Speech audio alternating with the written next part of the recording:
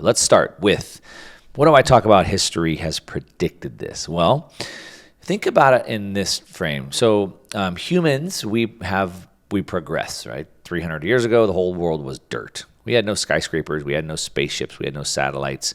We basically lived on farms and grew our own food and made our own clothes and did everything ourselves about 300 years ago. So as much as progress has moved, like exponentially, most people think of it happening linear, like one step in front of another, but it actually moves exponentially. But as much as it's moved exponentially, massive leaps and bounds forward, as much as it's changed, the more things actually stay the same. So within that massive movement up, and we're moving up and to the right, if you can visualize that, the more that we do that, but things repeat within them. And part of the reason why we repeat is because of humans, because of human nature. And we're predictable. And there's different cycles within that. And I'm not going to dig super deep into this. If you'd like to know more about this, I've spent hours talking about this on my YouTube channel. You can just search Mark Moss cycles, and you'll find all the videos on that on YouTube. But to kind of frame this up a little bit, so humans are somewhat predictable throughout our life. Most people, not everybody, there's outliers of course, but the majority of people, especially in the developed world, are pretty predictable, like in their spending habits, for example. So around 20, 25, you start your career, you start making money, you start spending money, most people. Then into your 30s, you're getting married and you're having kids, so you're spending more money. By the time you're in your 40s, you're at your peak spending, you've been in your career for 20 years, your kids are older, you have bought your bigger house, your cars, you're at your peak spending, and then your kids move out, they go to college, your spending drops down, and by 60, 65, you're retiring and you're downsizing your house. And that's just an oversimplification, but you understand most people in the developed world follow that kind of trajectory model. But we also have bigger cycles, so we have like 80-year cycles, and these are like generational theory. You might have heard of something called the fourth turning. I believe Tony Robbins just put a video on YouTube talking about the fourth turning. I haven't watched it personally, but a lot of people sent it to me because I talk about this stuff all the time. And so in a fourth turning, it's an 80-year cycle, and it's made up of 4 20-year cycles. And so an 80-year cycle, every 80 years it resets. And so it goes something like, hard times bring strong men bring good times bring weak men, and weak men bring bad times or hard times. And then it starts over because the hard times bring strong men. And it repeats over, and we can see this happening in an 80-year cycle. So just think about Germany. After World War II, the country was completely bombed out, completely torn apart. They had they're the textbook case of hyperinflation. Their currency devalued so fast that the money was worth less than wood. They burned money in their fireplace because it was worth less than wood was. And so they had to rebuild Germany, and it was very hard. Those hard times created very strong men. And those strong men built Germany back up into an economic powerhouse. And Germany has been the economic engine of Europe. They're the best economy, the biggest economy. They produce the most goods, export the most goods, etc. But the problem is those good times created weak men, and then those weak men have created bad times. And so now they've gotten crazy with their policies. They've decided to shut down all their energy because they figured they didn't need it. And so now they shut down all their energy, and now their energy prices have spiked by over 1,000%, and now people can't afford that anymore, and now they don't have any energy, so now they're 100% dependent on Russia, and now that's a big problem, being dependent on Russia.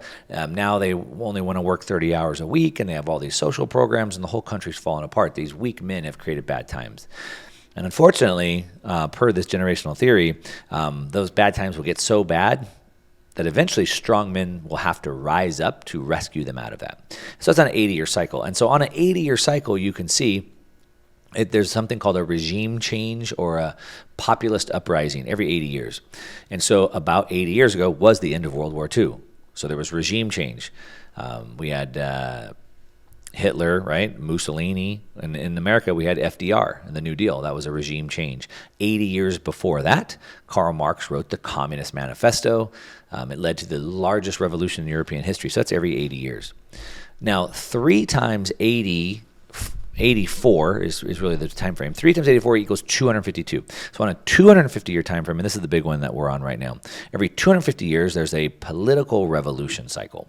So 250 years ago, was the American and the French Revolution. And the American Revolution, what that symbolized was pushing back on the monarchy, the centralization of the monarchy, and they set up a decentralized government in the United States. The United States is a republic.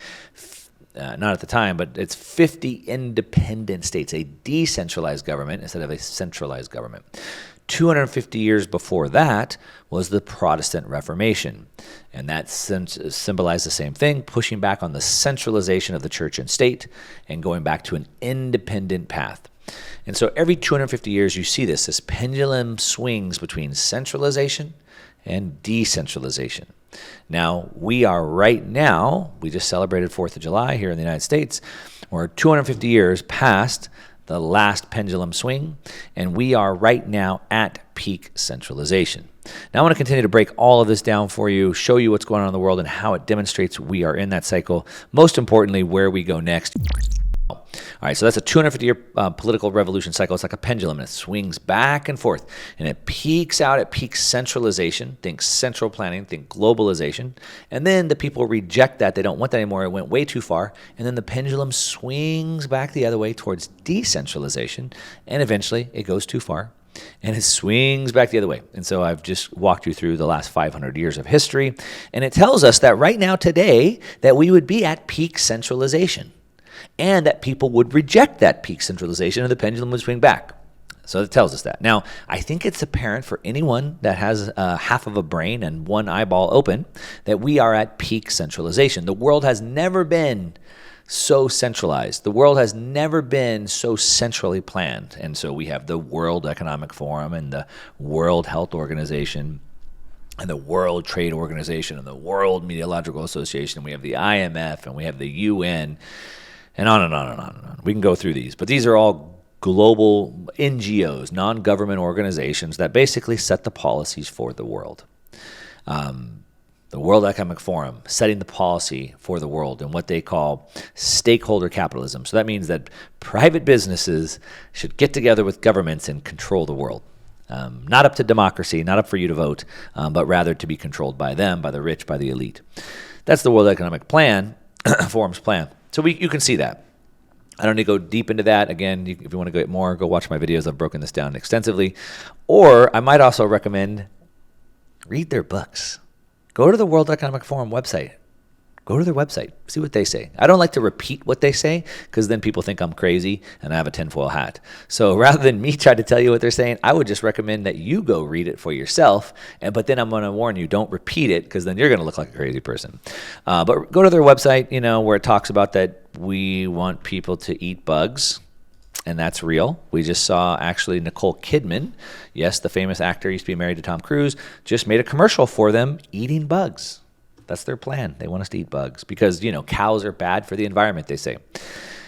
It's important for you to understand the attack vector. So Henry Kissinger used to be the Secretary of State of the United States. He's very influential for the last, 60, 70 years. He still is today. He said that if you control the food, you control the people, control the energy, you control a continent, control the money, you control the world. Food, energy, money. Let me repeat those again. Food, energy, money. He said that those were the things we had to control. Now, Henry Kissinger was also a professor, and he taught, you won't believe this, he taught Klaus Schwab. Klaus Schwab is the head of the World Economic Forum, who's setting these policies about you not eating meat that, cows grow naturally eating grass, but no, don't eat those, eat bugs. Let's control the food. Klaus Schwab, the World Economic Forum, wants to say that you'll no longer be able to use your cheap, abundant fuel. Instead, you have to use unreliable wind and solar that they can control. And then the money, they want to introduce the central bank digital currencies. So what were those again? Yeah, food, energy, money. So he studied under Henry Kissinger. It all starts to make sense, right? So we can see that. Now, what does this mean? What are we seeing today? So if you haven't been paying attention, again, go do your own research on this because I want you to go verify this for yourself. But what we're seeing today is an attack on those three things: food, energy, money. So in the United States, what's going on with gas? Energy prices. The gas prices are through the roof. we see the president of the United States tweeting out, well, he's not tweeting, but someone on his staff is tweeting out for him. He went and he's threatening the gas companies to lower their prices, and he said, do it now. Do it now, because the gas stations, I forget how many there are, but they're independent small businesses, gas stations. They make on average, about 2 cents per gallon of gasoline as profit. And a lot of times they actually break even or even lose money on a gallon of gasoline because they're trying to get you in to buy a candy bar, some chips, or a soda. That's where they make their profit. They make way more profit on their stuff in their store than they do on gasoline. So they make about 2 cents on average. Sometimes they make none. In the state of California, it wouldn't surprise you that we have the highest taxes on gasoline, but all states tax gasoline, and there's federal taxes on gasoline. In the state of California, between state and federal, there's about 80 cents of tax on a gallon of gasoline, while the gas stations make 2 cents or less. So 2 cents or less for them, 80 cents to the government. But Biden's threatening them. Basically, what he's doing is he's posturing a nationalization or a takeover of the energy industry because supposedly they're not doing enough to bring prices down when it's the government that's doing it. So control the energy, right? Then control the food. So in Europe, this is big news if you haven't seen it, over in Holland right now. The World Economic Forum and the policy leaders have said hey, farmers, you have to stop growing food.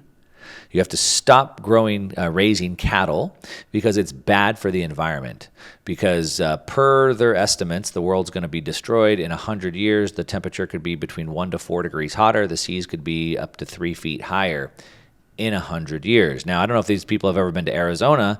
I've been there many times. It's about 125 degrees in the summer, and people live there. People move there en masse because they have things called air conditioning.